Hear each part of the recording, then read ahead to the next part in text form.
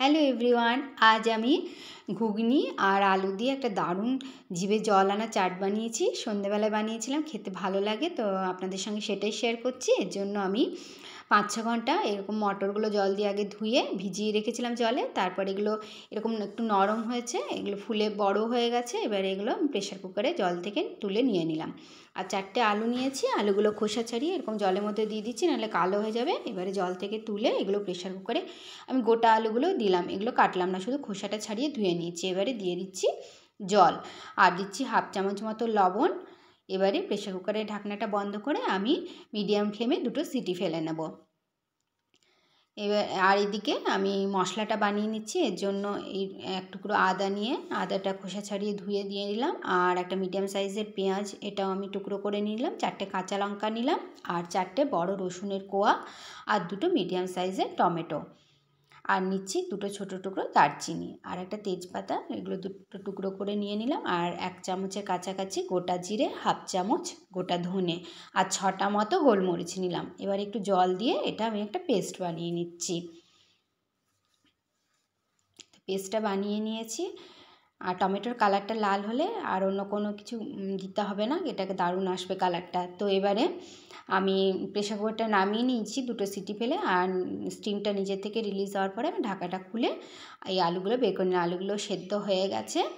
এবারে আমি এদিকে ওভেনে একটা কড়াই বসিয়ে গরম করে এতে দিয়ে দিয়েছি বড় চামচের 2 চামচ সর্ষের তেল, দিলাম 1 চামচ 5 ফোড়ন, আর 2টো মিডিয়াম সাইজের পেঁয়াজ কুচি দিয়ে দিলাম। এবার পেঁয়াজ কুচিটা একটু লাল লাল করে ভেজে নিলাম। এরপরে আমি যে মশলাটা পেস্টটা বানিয়েছিলাম সেটার মধ্যে দিয়ে দিলাম 1 চামচের কাছাকাছি লবণ, 1/2 চামচের একটু বেশি হলুদ গুঁড়ো। সব কিছুকে খুব ভালোভাবে মিশিয়ে নিচ্ছি।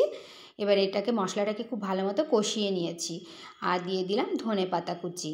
এবারে আর একটু কষিয়ে নিচ্ছি। এই যে সাইড থেকে দেখা যাচ্ছে যে তেল ছাড়তে শুরু করেছে, যখন এই মশলা থেকে তেল ছাড়তে শুরু করবে তখন আমি এই যে প্রেশার কুকারে সেদ্ধ করে রাখা যে মটরগুলো জল সমেত সবই এটাতে দিয়ে দিলাম। এবারে এটা হাই ফ্লেমে করে দিলাম, এটা ফুটে যাওয়া পর্যন্ত অপেক্ষা করব। এবারে আস্তে আস্তে ফুট ধরেছে, তো এবারে ভালো মতো ফুটে এসছে, তখন আমি দিয়ে দিচ্ছি সামান্য গরম মশলা। তো গরম মশলা দিলে খেতে ভালো লাগবে। এবার গরম মশলাটাকে মিশিয়ে দিলাম ঘুগনির সঙ্গে। ঘুগনিটা আমি 5 থেকে 10 মিনিট এরপর ফুটিয়ে নিলাম। এটা রেডি হয়ে গেছে। আমি এবারে ওভেনটা অফ করে ঘুগনিটা নামিয়ে নেব। জলের পরিমাণটা আমি একটু বেশি রেখেছি, কারণ ঠান্ডা হলে এটা একটু টেনে নেয়, আর আপনাদের প্রয়োজন মতো জলটা দেবেন। তারপরে আমি এটা ওভেন থেকে নামিয়ে নিয়েছি।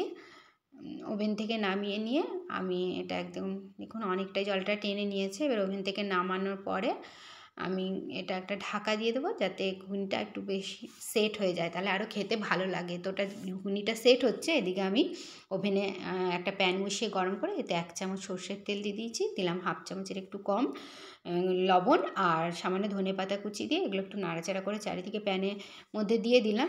এবারে যে সেদ্ধ আলুগুলো ছিল সেই আলু সেদ্ধগুলো এই প্যানের মধ্যে দিয়ে দিচ্ছি, আর এই আলু সেদ্ধগুলোকে আমি উল্টে পাল্টে একবারে লাল লাল ক্রিস্পি করে ভেজে নিতে হবে, তাহলেই চাটটা খেতে বেশি ভালো লাগে। তো সেই কারণে আমি এগুলোকে উল্টে পাল্টে মিডিয়াম টু হাই ফ্লেমে লাল লাল করে ভেজে নিচ্ছি। আর এই যে আলুর যে ক্রিস্পিনেসটা থাকে, চাটটা যখন মুখে যাবে তখন দারুণ দারুণ লাগে খেতে। তো এগুলো আমার ক্রিস্পি মতো করে ভাজা হয়ে গেছে। ওভেনটা অফ করে আলুগুলো আমি প্লেটে নিয়ে নিচ্ছি।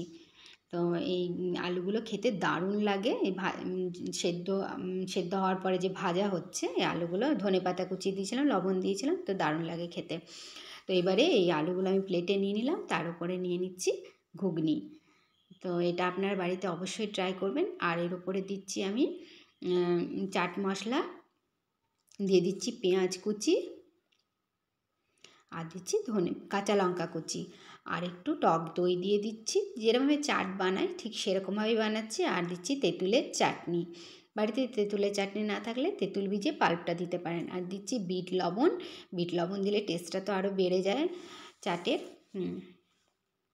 এবারে আমি দিয়ে দিচ্ছি, আমি একটু জলজিরা পাউডার ছিল আমার কাছে, সেটাই দিয়ে দিলাম, তো ওটাতে টেস্ট আরও ভালো লাগে। আর দিয়ে দিলাম ধনে পাতা কুচি।